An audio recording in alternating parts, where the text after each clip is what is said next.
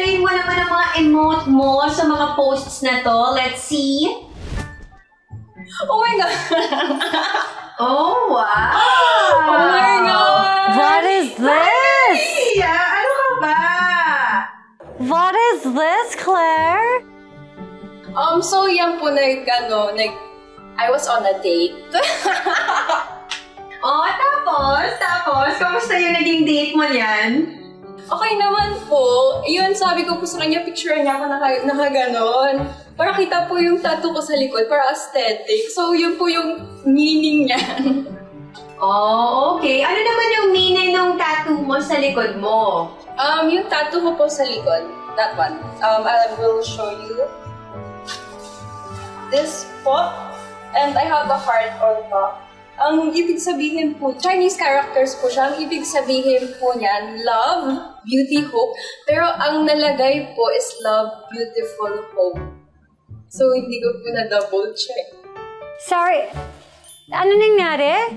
Dapat ang nakalagay, Mars, is love, beauty, and hope. Ang nalagay. Ang nalagay, love, beautiful, and hope. Pero pasok pa rin naman yung beautiful, kaya hindi mo na pinapalitan siguro, no? Parang ox naman na rin. Pasok na rin. At ito naman.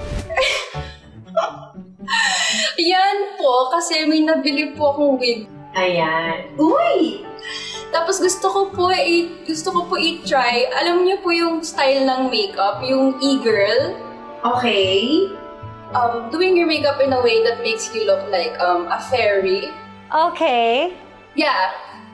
So yun po, tapos yun, nag-picture po ako. Actually, nasa garage, yung garage ko po.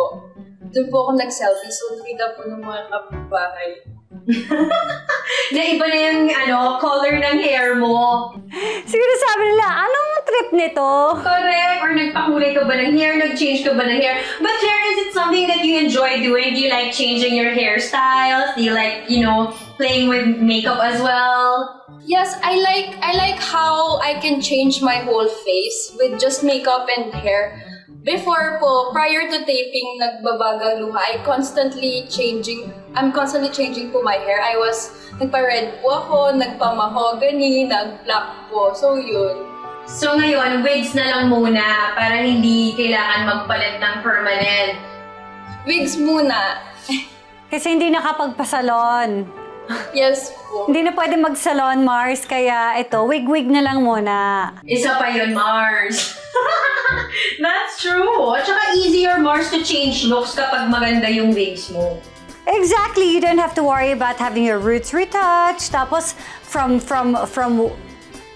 light hair, you can go to black the next day.